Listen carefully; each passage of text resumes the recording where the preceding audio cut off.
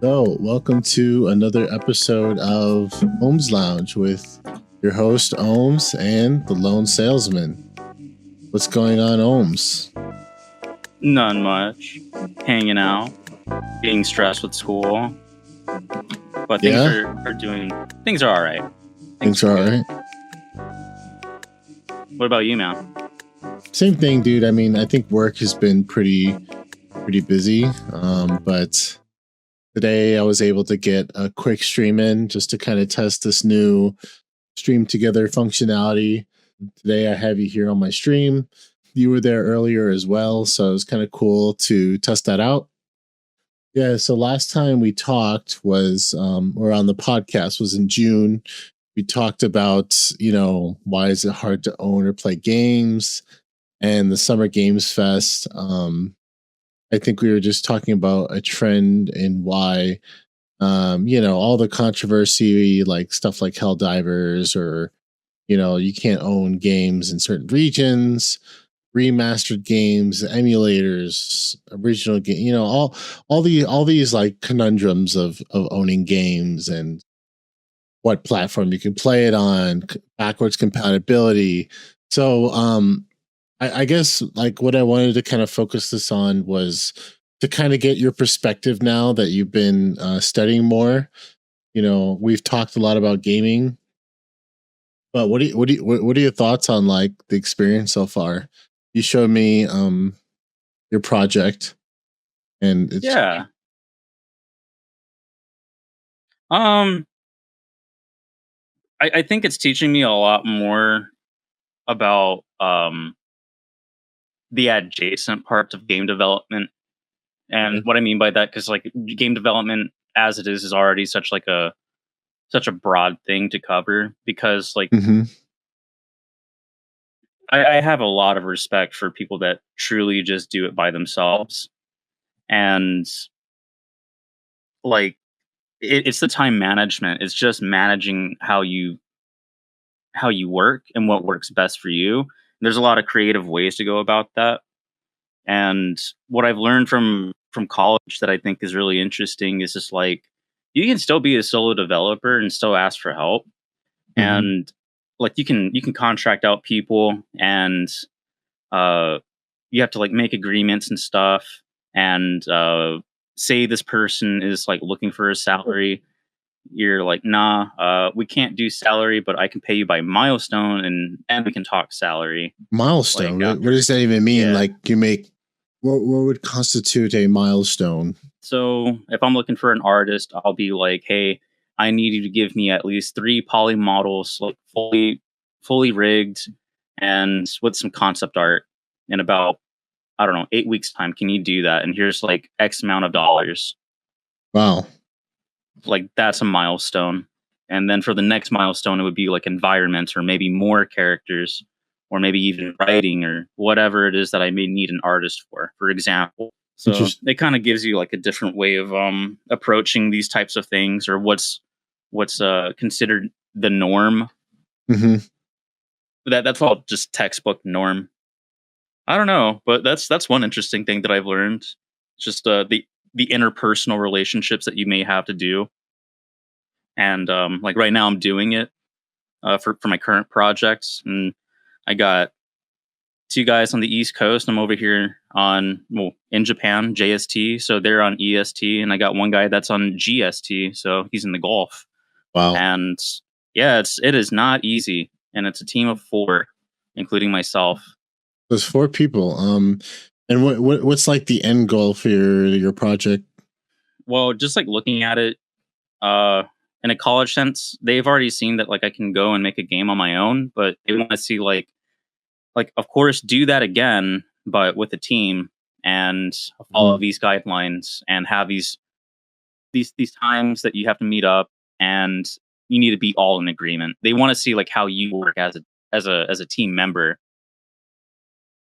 And how has that been? I mean, dude, we served in the military, so I mean, I think we know a little bit about teamwork, but yeah, what, or lack thereof. Yeah, I mean, sometimes it's all about how much you can trust someone to do a certain thing. It's like, all right, I know this guy's not going to do this, but he can at least do this, right? Like he can at least change a fucking light bulb. Like, you know, like, Yeah, like that's shit, true. like, dude, like you know exactly who I'm talking about when it comes to shit like that. Like, there's guys we worked with that we would not ask to like do advanced projects, but if it came down to like a daily maintenance check, it's just like, dude, please just do this. Like, It's that, and just like well, how what is it like working with that person, mm, like just in general, right? Like I've had to work with people I just couldn't fucking stand, like yeah, a lot, that's tough. and you have to work past that, and they force you to work past that. So I mean, you have no working with them, choice. yeah, you really don't, and I don't have a choice right now with this school project because I had asked my because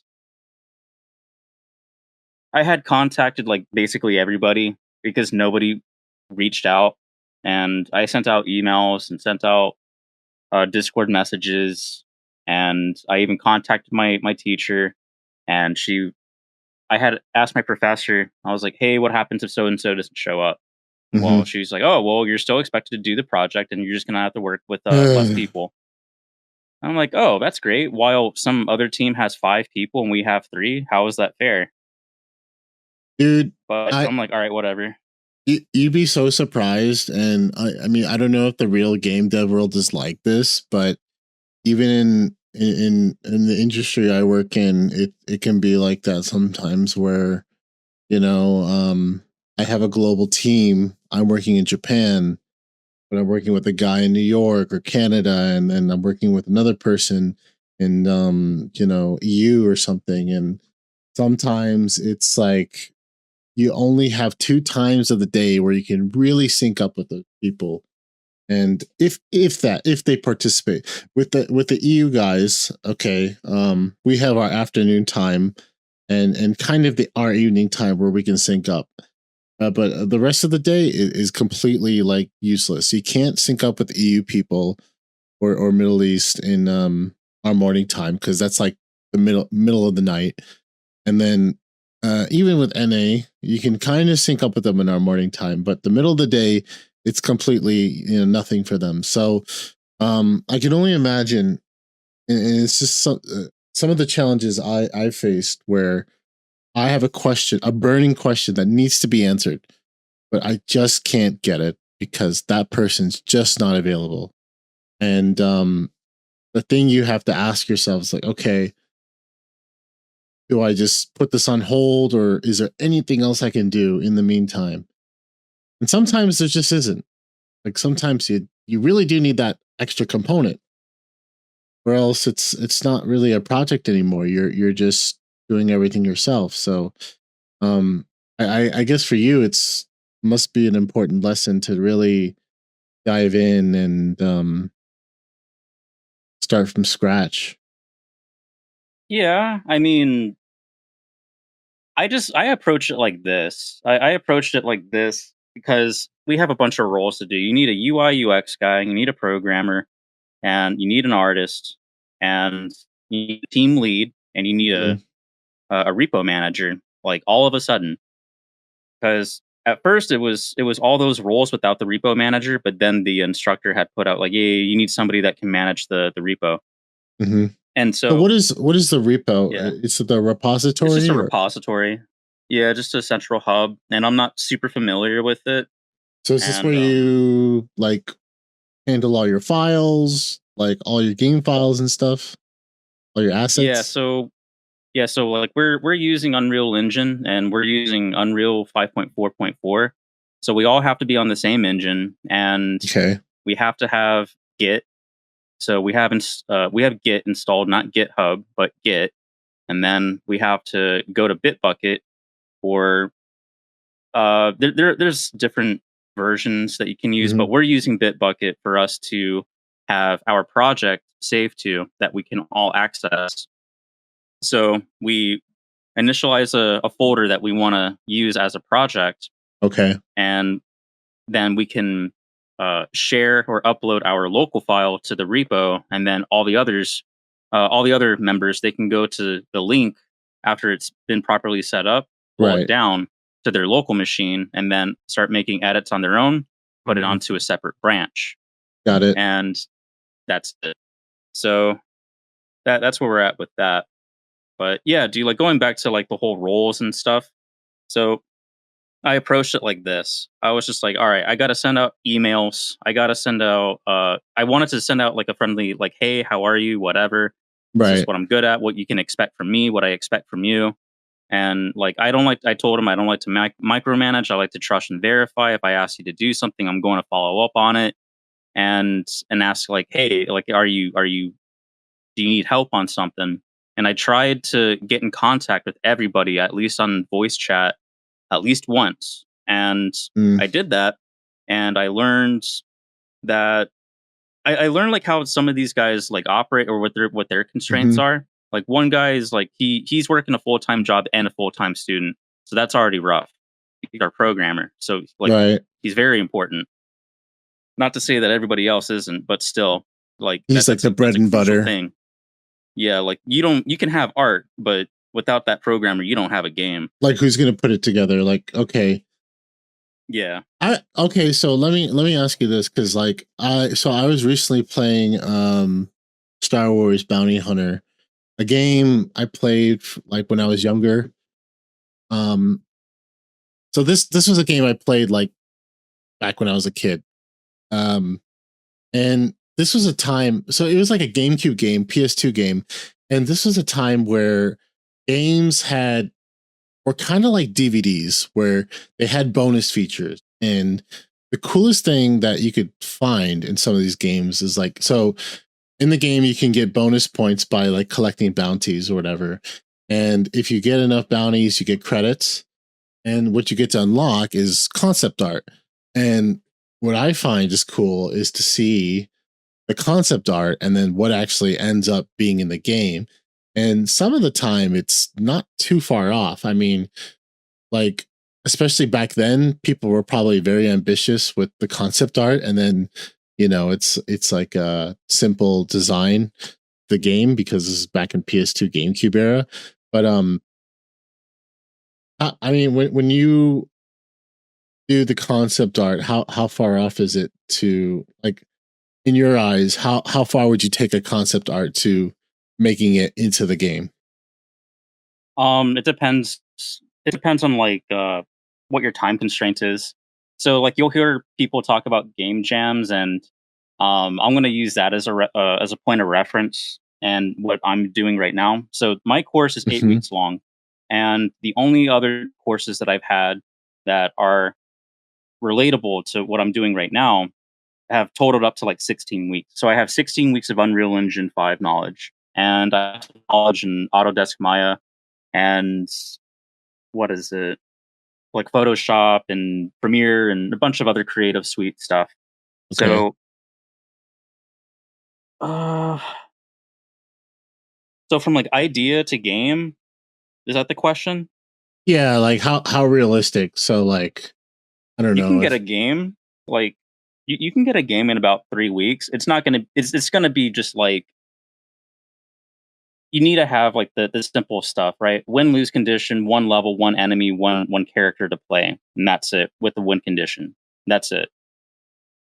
It needs to have an end. You can't just have something that just goes on and on. Well, then you have those games like roguelites where it's like there is right. Oh, yeah. Which kind of frustrate. It does frustrate me sometimes when games don't have a seeming ending. Like, I was reading some reviews even for like Space Marine, and some people were complaining that it was only like 6 or 7 hour campaign, but you know, realistically, I mean, me and you've talked about this quite a few times, but you know, people have always been like, "Oh, a game should be like, how long should a game be for that price point?" And typically, some people agree that you should get at least 40 hours out of a AAA game, which is a fair, kind of like a fair, you know. I don't know. What would you say is the average amount of time someone should? And everyone's different, right? So And I'm talking about I'm over going a back lifetime. well, here, let me answer the last question really quick. Okay. Like how long? I would say about 8 weeks. 8 weeks or 60 days is what you could use to feasibly get something like what I had shown to you Mm. done. And I did that by Right. myself. But if you want to add more features to it and people on the team to kind of get it more fleshed out and more presentable, then yeah, you're obviously going to take more time. But you've seen games like Hylics 2 that took 2 years, or Hylics and Hylics 2 took like 2 years each, Yeah. and then Pseudo Regalia that game made $1.7 million, and that game started off as a game jam project, and it took Right. 1 year to complete. No, I'm sorry, 4 months to complete. Right. So It was on the Steam store.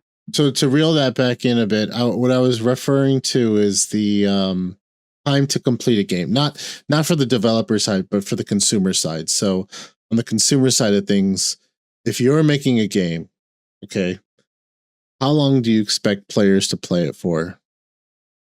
So like, That I think that's kind of here's how I'm going to answer it. As long as I can tell them a clear like this is what you're trying to do goal, and you can kind of get if like the story kind of flows right, I would hope that the game would take somewhere, at least with my skill, mhm. at least anywhere from 5 to 10 hours.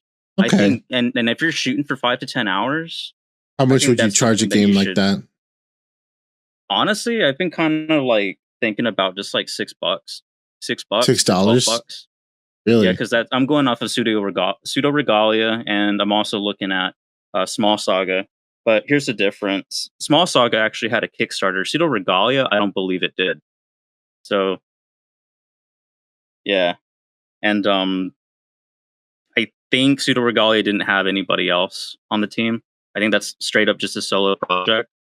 I And see. then Small Saga, they had contracted some people. The same thing with Hyperlight Drifter. So like okay, so yeah, like you mentioned, so going back to what your original statement, it can take years to make some of these games. And if you were to go so like after your school right now, do you think you would kind of go towards the indie game? I mean, I think you've always kind of gravitated toward the indie game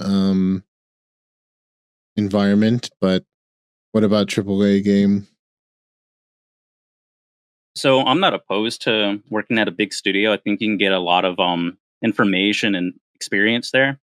But there are going to be like you need to set ground rules for sure. Um, with a AAA studio or double A or anything that's bigger that has a name, I would expect them to at least send me through training to get up to speed on how they operate. And that, like, I think that's reasonable. Okay. Yeah, dude, this is live, yo Hojo. Yeah, Hojo. This is so yeah, we're trying something a little different. I think we've done this once or twice. I don't know if we've done this before, but we're doing a live I podcast. I don't know. Yeah, I don't know. So No, yeah, but I if would go with it. yeah. So Yoho, if you have any questions for Josh, he's a aspiring game developer. He's been following the industry for some time. So if anyone in the chat has questions, this is just kind of a open environment. Okay, hold on. If there's a moment, I like to hear favorite two or three games, maybe one per few consoles. Why? We can go with that one. Oh, okay, I actually have something pulled up here. Let me see. I think you So keep a here's list. one. I do have a list. I can't just send products in there. So there's one. So I'm just going to send it out little by little.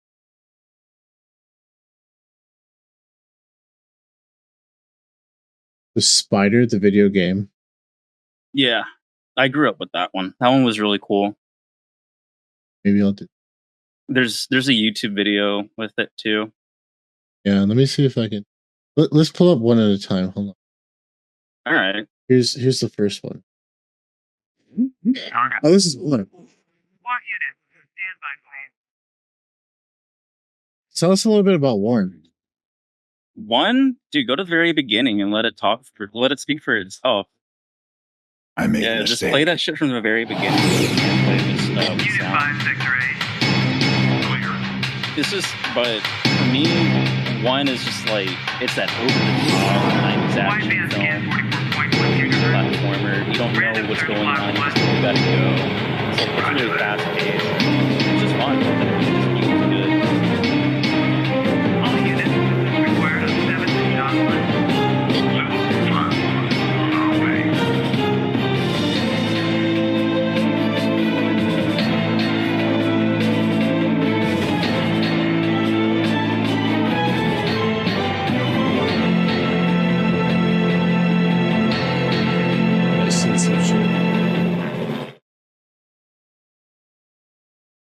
Okay.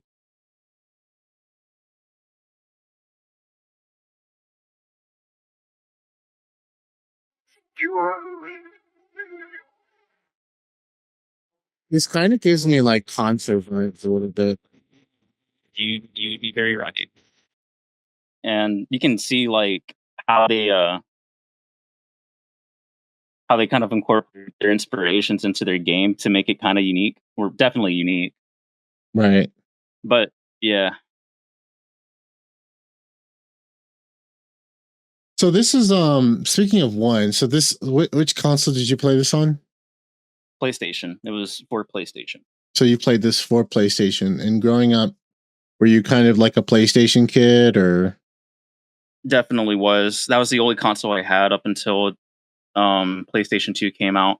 And my friends, they had Xbox 360s, Mhm. and I have played on like SNESs, but at home definitely was the PS1, and it was modded. So we would go to the flea market, pick up a bunch of games, and play them with the cheat codes. I had a blast. I had a really good.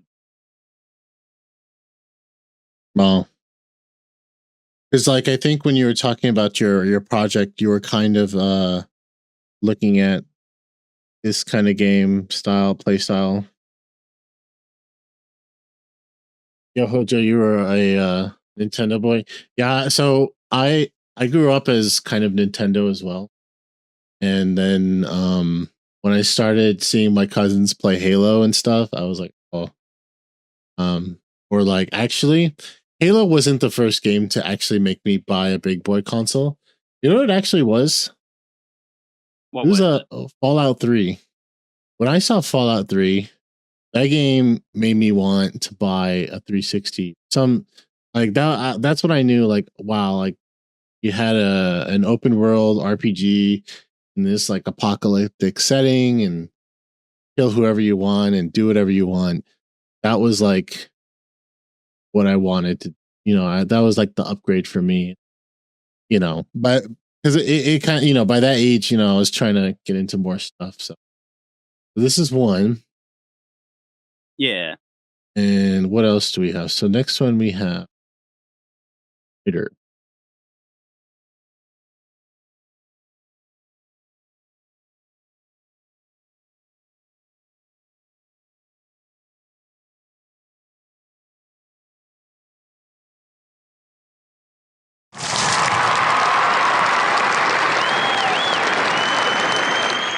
That's interesting.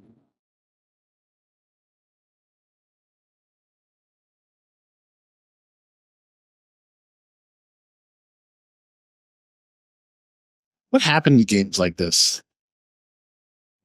People with a lot of money that oversee projects say no. Cybernetic organism ready. Proceed with thought transfer. Verify ID. ID accepted. System ready. Executing thought control. Downloading.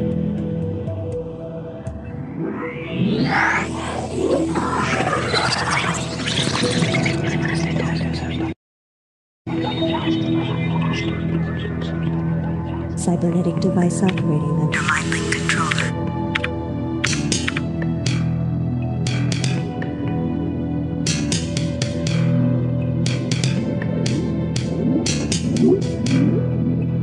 I want that technology. Yeah, the graphics definitely make you like this is the cutscene. System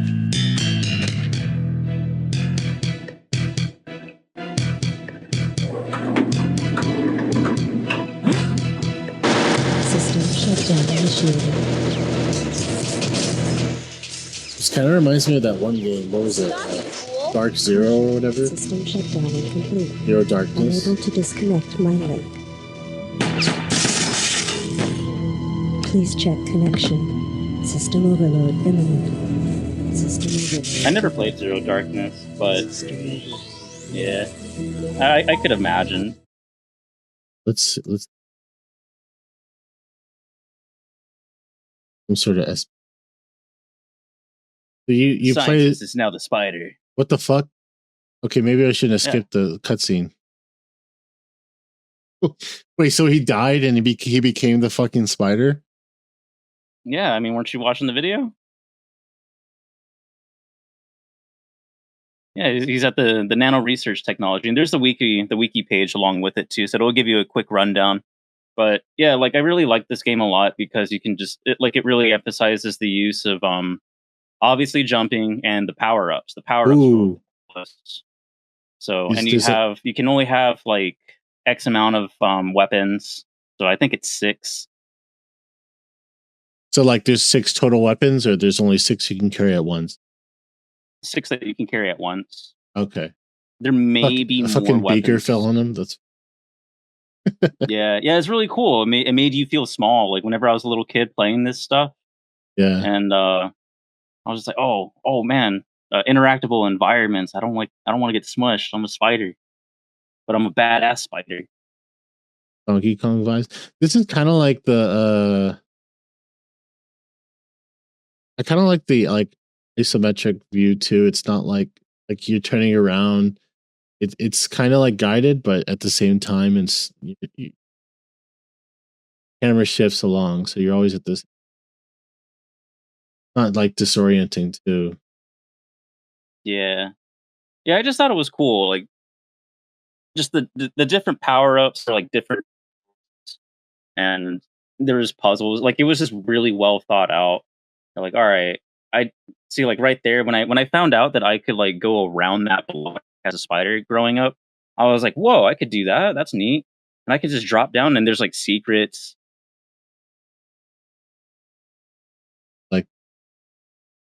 Yeah, the Yeah, added right corners there. and turning. Yeah, the turning in corners and stuff like that is pretty cool.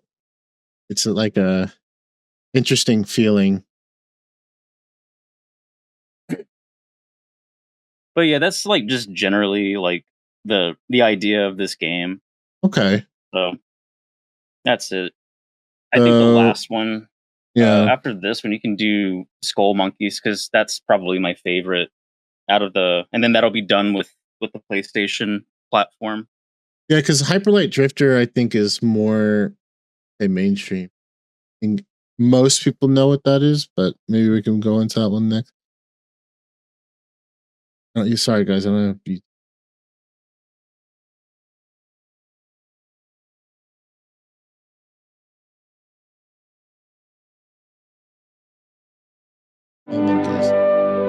Yeah. DreamWorks. So this one was made by DreamWorks. Track. Yeah, dude. I did some research about them, and they used something like 10 tons of clay or something. 10 tons of clay. Yeah, everything was claymation, man. They had to make all of this. Wait, the game was claymation. Yeah, it is claymation. This is from the Neverhood. The Neverhood was a point and click. But I got this one in the bargain bin as a little kid for like $2 because like my dad went to GameStop and I knew I couldn't get any expensive game, and this was like in the bargain bin for $2. I was like, all right, the CD cover looks cool enough. Yeah, I mean, Play it, and sure enough, became my favorite game. so this is your like top 10 or top 5 or Yes, 100%.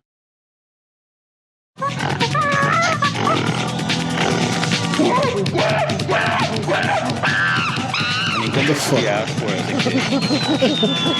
You're a little kid that likes cartoons and you want to play video games. What better way to play on a Saturday? This is cool. Wait, how the fuck did they make this? So this Claymation. is this like, I've never heard of a game made of claymation. They're kind of few and far in between.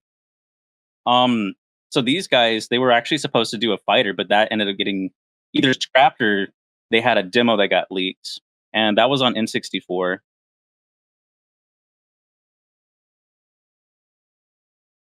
Movie studios could spend more of their resources on games.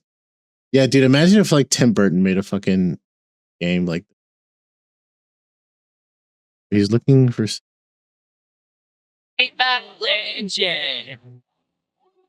Evil Engine number 9. he really. Destroy the Yeah. neighborhood! Yeah, but like it's not even just like claymation. Like the Final Fantasy 9, they for example, they use a painted backdrops, and then they just same thing with Final Fantasy 7. Now that I think about it, they had painted backdrops, and then they would just like program only certain parts of the level for resource. Right. It would be the equivalent of a movie using like a matte painting for like the backdrops. Which this Yeah, game I kind of love looks this game a like lot. too. Yeah. So okay, here's the. Okay, so it's like kind of like a platform too. Your guys like just jumping all over the place, crazy. Mm-hmm.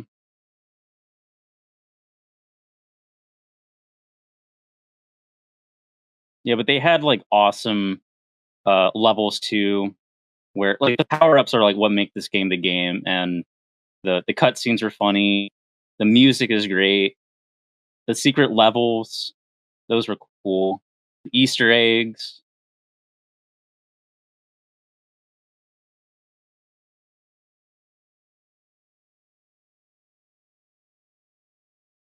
Definitely Like unique. I would love it. Yeah, I would love it, this game and getting a remaster, like just as is.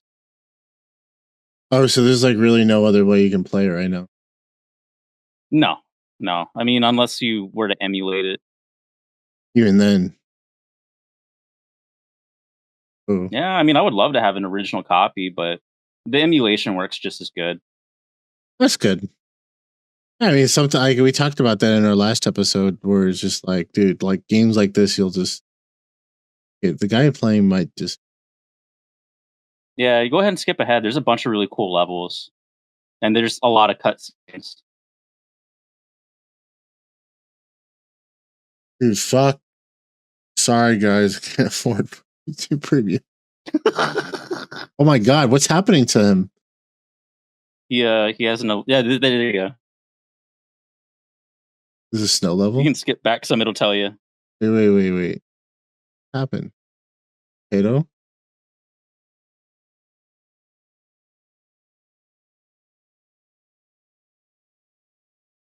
Thank you for responding to my call so promptly. That wicked clog monkey has got my people working on a deadly weapon called Evil Engine number 9. He's going to use it to blow up the neighborhood. Enclosed is a sacred root that will help you when you need it most. Sincerely, Yeah, Jerry. like the goofiness P.S. is like what makes me love those types of video games. Like anything by the behemoth, like Castle Crashers or Battle Block Theater. Like I love Battle Block Theater just because of the narrator. The narrator's amazing. You can tell it's like the actual guys that voice that. Someone just is like, someone's got to record this exposition. But yeah, dude, it pisses me off when like, yeah, IGN makes a fucking. Oh, take a look. Yeah, exactly. Take a look at Cuphead, and they just like completely suck at the fucking game. Like, Slappy the hamster. I love Slappy the hamster. okay, okay. What's one more we can secret ponchos, or what's one more we can take a look at? Secret Ponchos was just like I only pointed that one out because I really like the art style of it. But I don't know, man. Let's look at Hylics real quick, and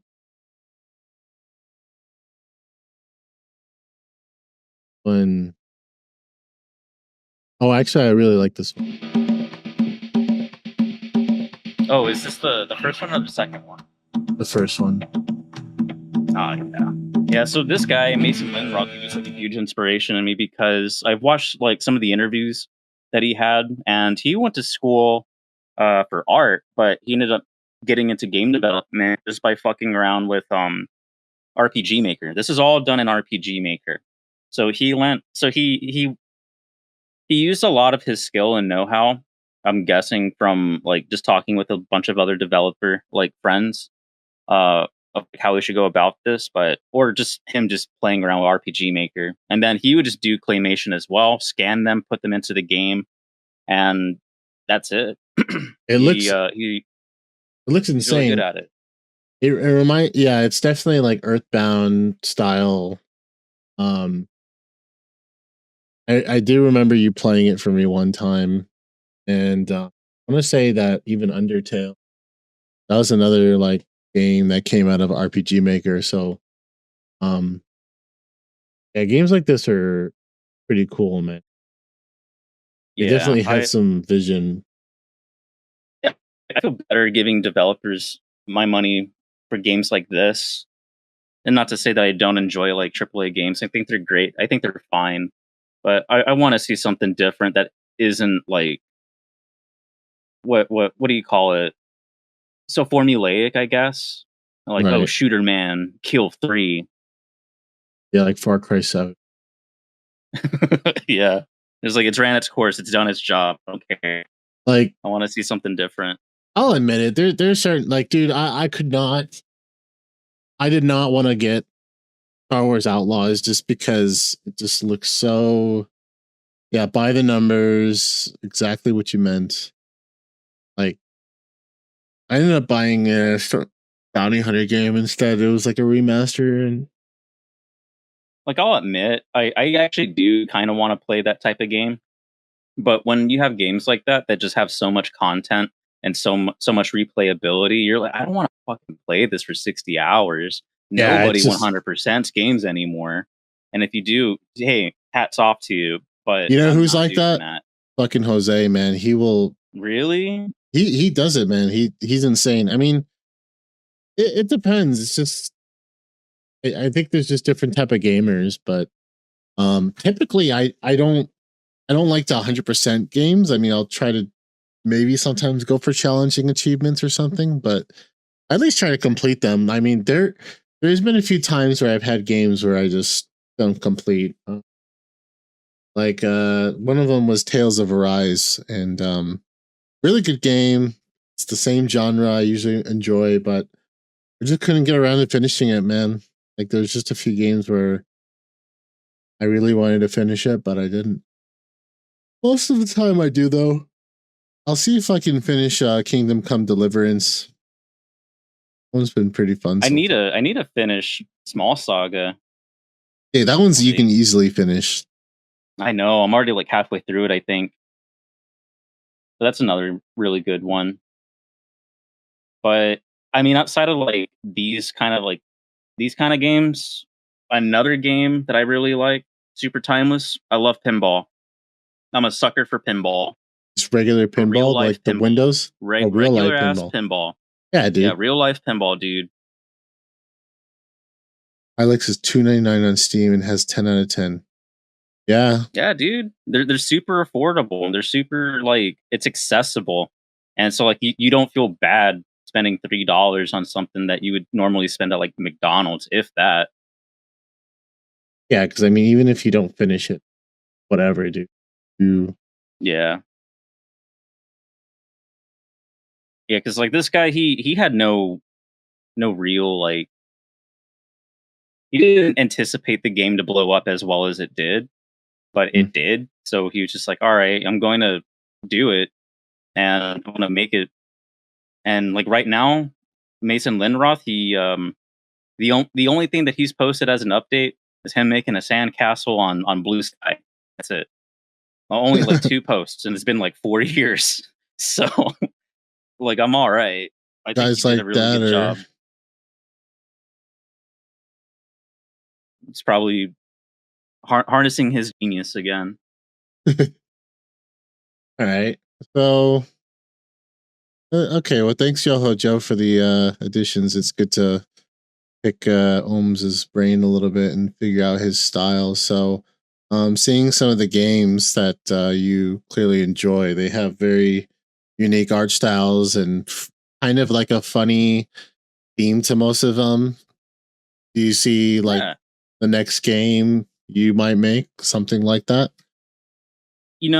So for my last project, they had given us like a bunch of like ideas of like what we can use for a game that we want to submit, and one of them was like, oh, FPS or a platformer. I was like, those I've already done FPS for my first project whenever I was with college before with them, and I was like, platformer is just too fucking boring to me because I'm like, I don't see so much fun in that. So I decided to Yeah. go with Yeah. a spy mission as like the third. Right. And then I'm like, oh my god, I'm really like in over my head. Like I spent so much time getting all the documents and stuff. Like, here, let me see if I can pull it up really quick and share it on screen. And then you can screen it. And then but yeah, I think for like the next game that I would make, like if I had like a clear vision, I kind of want to do something a little bit more with a serious tone. Serious tone? And Really? like, You? yeah. I mean, who says that you can't be serious and funny? I like deadpan humor. You know, like you say something, you're like, "Are you fucking serious? Like, is he serious?" Like yeah. I Well, like keep people guessing. yeah, I mean, we Like were the talking British about that humor, last night. It's just like almost like yeah, it's like a dry sense of humor, but it's almost like what the fuck. But like, okay, if you're going for something serious, would it be something like dramatic, like stakes that hold? Like, okay, we were talking about Sonic Adventure, dude. Like, and you're like, what's up with this fucking E102 Gamma character? Like, you just look them up, and it's a robot with a fucking frog on his head. And then, Yeah. and I told you his backstory. He's a robot, but he's like realizes he's has a living thing powering him up, and now he wants to free his brothers, the birds inside of him. And you're just like, well, all right, fuck, like, Yeah. so He's a man of the people, a man of the robot people. and this is Sonic, and I'm like, it's fucking goofy as like I send you some memes on Illuminati's like the game is so cheesy and memeable, but there's some like crazy themes to it. Like Yeah. I didn't even get to you about fucking shrine being burned and Chow's like dying, and like there's just like I could see you making something like that. Like you can make it lighthearted, but then kind of when it has to be serious, you can really make it like that. So I guess the next question would be like, do you think would you consider hiring like a writer for like a game, or do you think you'd be capable of writing your own narrative for something? So like with game development, you're already doing a bunch of shit, and writing is one of like my least strong suits because I already have so much stuff that I can use as inspiration. Like I like Vampirella. I love what is his name? Old Marvel guy, Doc Savage. Like Okay. dude, if you've read any of the old Doc Savage comics, man, like that's a huge thing to kind of like it's an epic in its own right and like really over the top. And you can see like the inspirations in like Indiana Jones and like where they kind of take away stuff from that, and Venture Brothers for sure. But I kind of want to. I wouldn't mind hiring some people, but if I were to hire them, I need to trust them, and I already have some people in mind. But I also need that money. So me taking on work outside of game development, it's gonna have to be like a years long process if it's just me. For sure. And I also need like I have things I got to do at home, bro. Like I need to make You sure got I'm animals to eating right. take care of, you got people, you got you. I mean, don't get me wrong, yeah, totally, man. I mean, I guess I guess if you started by yourself and you built like your dream team, then maybe, yeah, you could pull it off without hiring that kind of external talent. But that You okay, just that's gotta have the foundations there.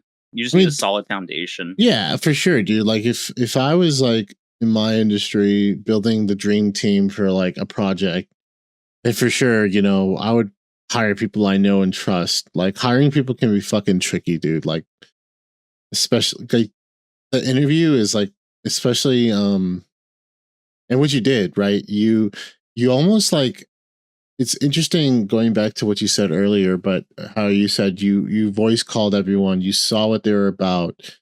It's almost like you kind of interviewed everyone in a way. It's almost like you were pretending to be you know, I mean, you were the project lead, and then you're hiring these people to join your team. So, dude, it sounds like you're building a lot of good experience just off this kind of like project or this assignment. So, Yeah, I mean, a lot of it is just like watching a bunch of GDC lectures. Like I watched one that was from Gearbox from 2017, the Gearbox lead for I forgot what game, but he had a lot of good points and about like just team building, what makes a good producer, and mhm. how you do all that shit. And one of the things is like a lot of the time people like to shoot wide whenever they start a project, and that isn't bad all the time, but it's gonna get bad when you get like real ADHD about it, and people are just like, oh wow, well, what are you doing? And when you start like losing your shit, people are just gonna like just tone you out, and you don't want that. Right. So like I'm just trying to go by the book.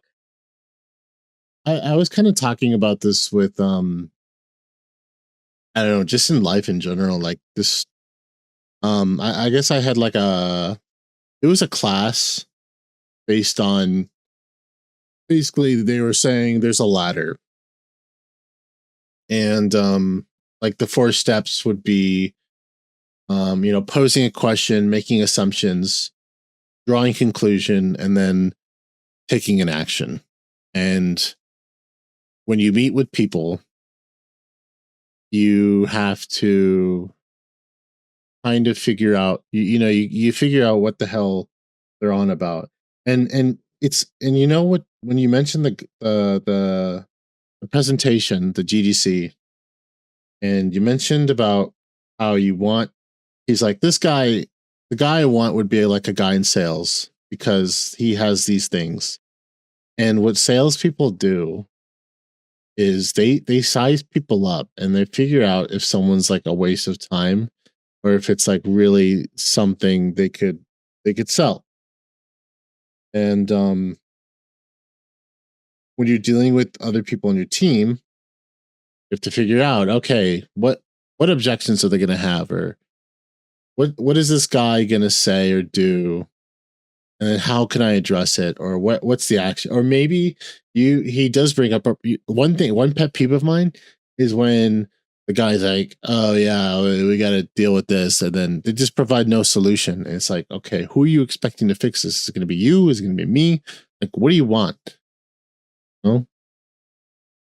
I was like, look, man, you can see that there's like goblin, or what is it? Yeah, goblin cleanup, which is like you're a goblin that's hired to go inside and clean up a fucking dungeon, and then there's like werewolf clean. Yeah, do you see like people want to fucking play the silly shit? So I was Hey, like, look, it can be silly. It doesn't have to make sense. I'm not looking to build the fucking next goddamn Bram Stoker's Dracula. I mean, what do you think people thought of when Dungeon Disco, or what's that one game I called? don't even know anything about Dungeon Disco. I've never heard of that. Wait, or what the fuck is that game called? Crypt of the Necro Dancer. Yes, Crypt of the Necro Den. What do you think people thought of when that fucking game or concept came? I was like, all That right, it what was if, fun. it's like, dude, all right, hear me out. Rhythm based dungeon crawler. Like two things that probably no one ever thought would go good together. And then fucking people loved it. I would play a game as a fucking goblin or werewolf cleaning up dungeons. That sounds funny as fuck. Like, Yeah, I talked about it with Popo, man, and like I shot the idea off to him. He was like, "Yeah, dude, that'd be kind of funny. Like, could you imagine that? Because like it's the wizard is your boss, right? And yeah. then he's just like putting you on all these tasks, but they're all like little boss fights or like little mini fights. And then when you actually get to him, your boss becomes the actual boss fight. Like Oh these shit. little ideas is like they lend themselves into it as long as you have like and it sounds good. It's good like story building, and you can act on it, but you got to write it down, man. You absolutely have to write everything down. You got to have a level, and like there's got to be somewhat of a point, a little bit of a theme, and if that's what you're gonna roll with, then you got to stay true to it. You got to stay true to the thematic promise. That makes sense for sure. So, like your original idea of, well, that other guy's idea of the shooting target base, that's out the window now, or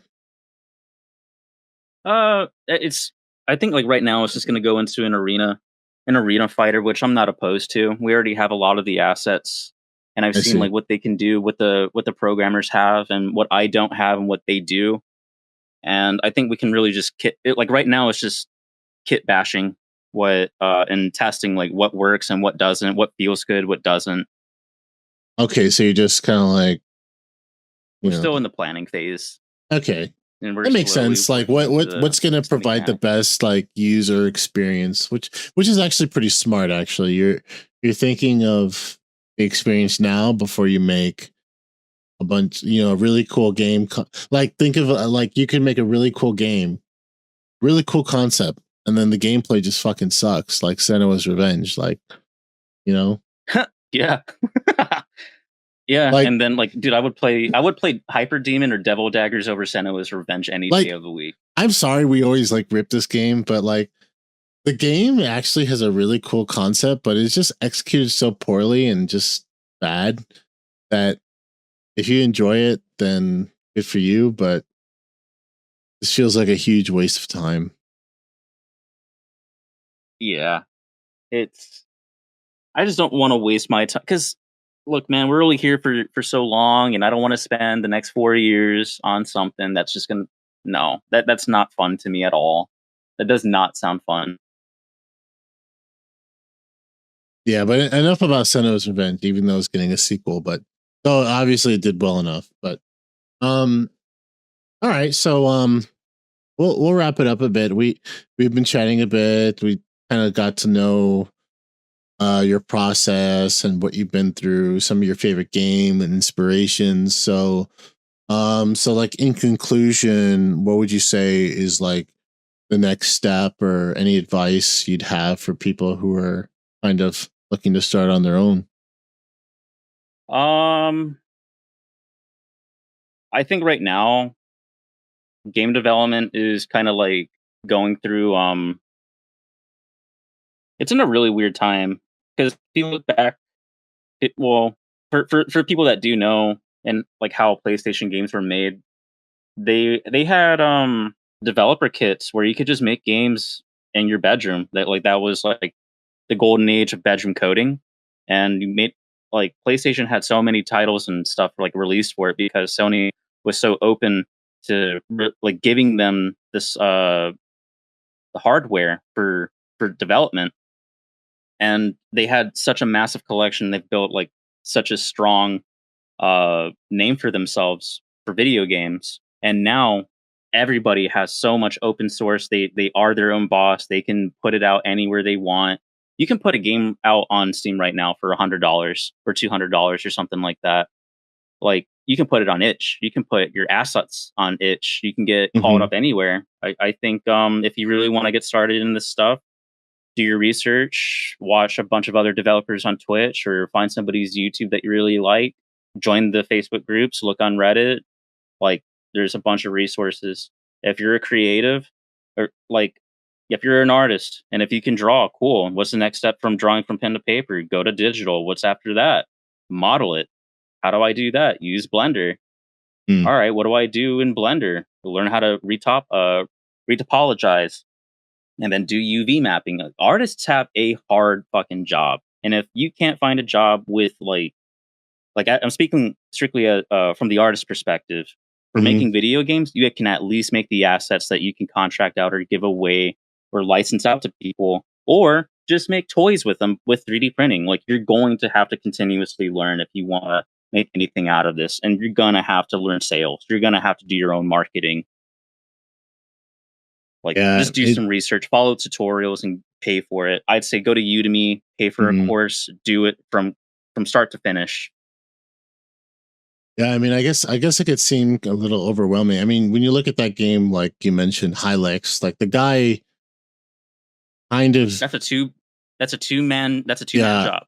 like the guy was probably like he just wanted to make it because it was cool.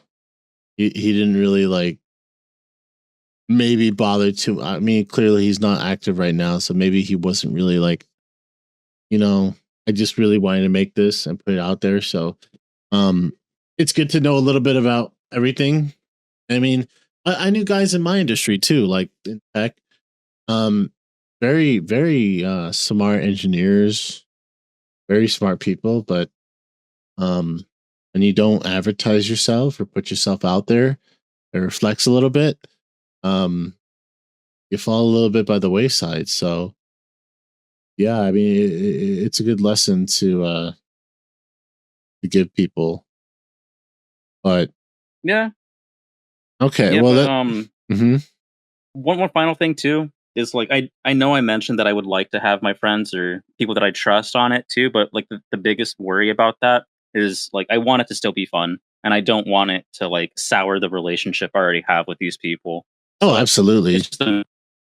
So that's one of the other things too. It's like you got to ask yourself, like, how am I presenting myself to them, and like, am I giving them enough chances to make creative decisions or not? And you have to ask them the same question too.